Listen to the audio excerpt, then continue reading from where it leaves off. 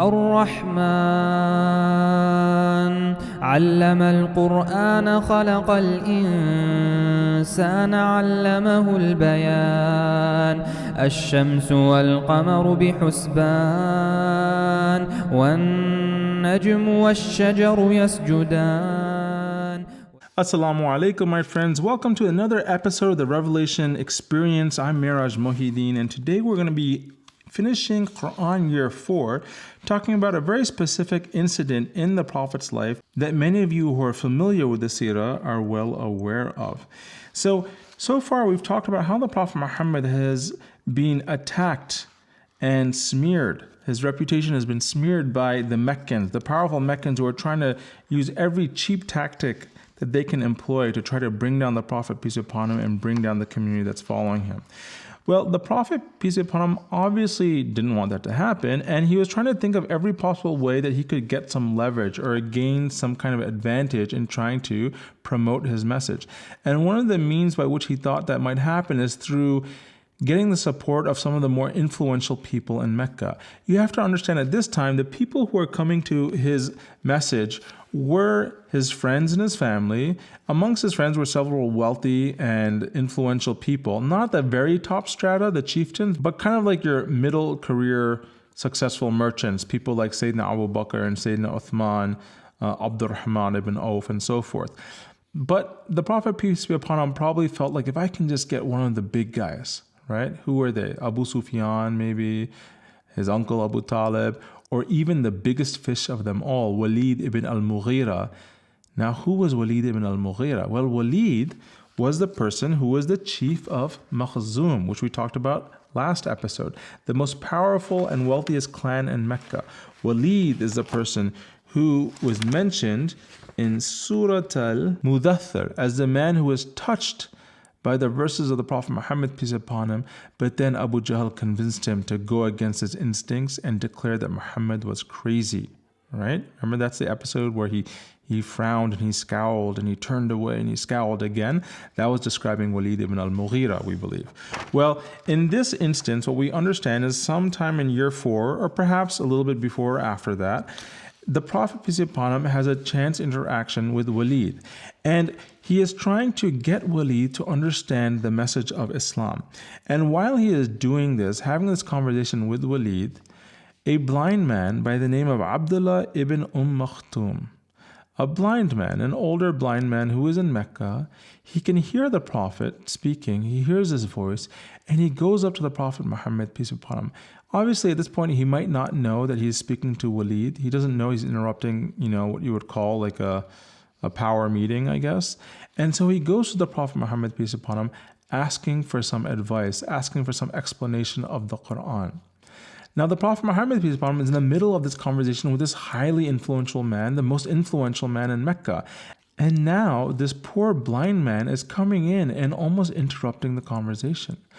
Well, you have to understand, the wealthy Meccans, they had a distaste for the poor by this point. They had a distaste for people who were disabled and so forth. They didn't want anything to do with the riffraff, as they called it, the riffraff of society. And the Prophet Muhammad, peace upon him, was also probably annoyed that he was getting interrupted in the middle of this conversation.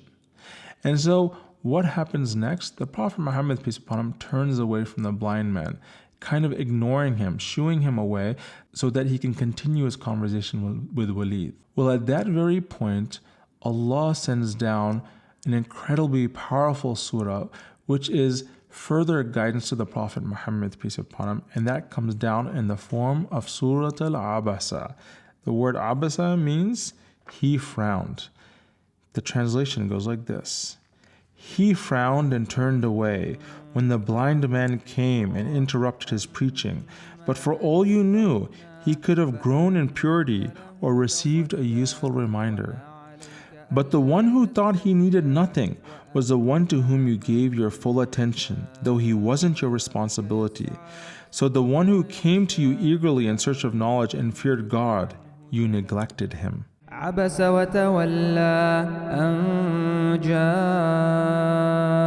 الأعمى وما يدريك لعله يزكى أو يذكر فتنفعه تنفعه الذكرى أما من استغنى فأنت له تصدى وما عليك ألا يزكى وأما من جاءك يسعى وهو يخشى فأنت عنه تلهى. So what are we seeing from this? I mean, first of all, it's an incredible surah because the surah itself is reproaching the Prophet Muhammad, peace be upon him.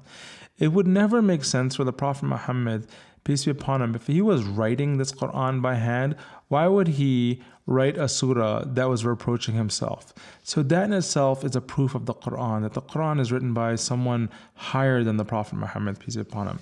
Secondly, what we're seeing in this surah is that even though we believe and we understand the Prophet, peace be upon him, is the greatest of creation, it is a reminder to us that we have to recognize that he was a human being and he was trying to do the best he could with the great gifts that he was blessed with. But still, again, he is a human being and he too needs guidance from Allah on how to walk that straight, perfect line as a prophet. And we're seeing this in this example right here.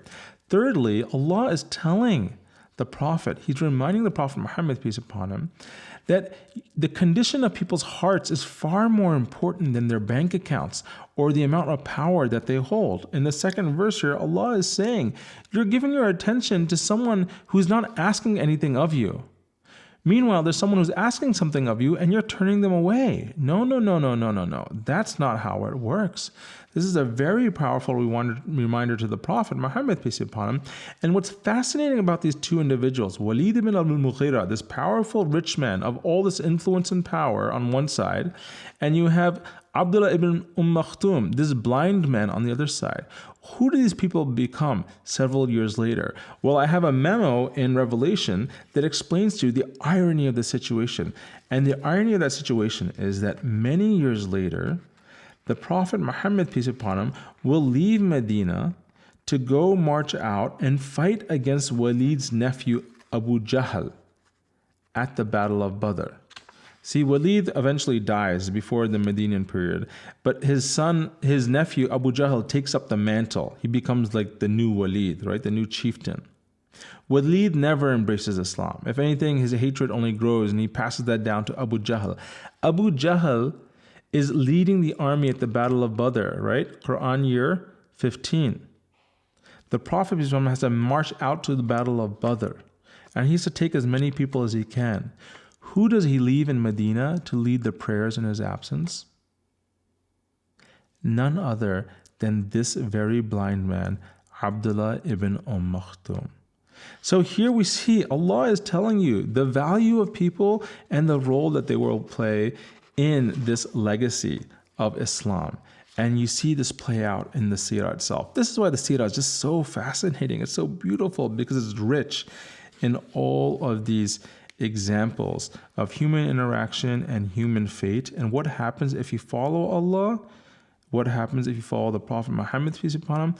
That's where you find true success, or if you ignore the message, complete failure.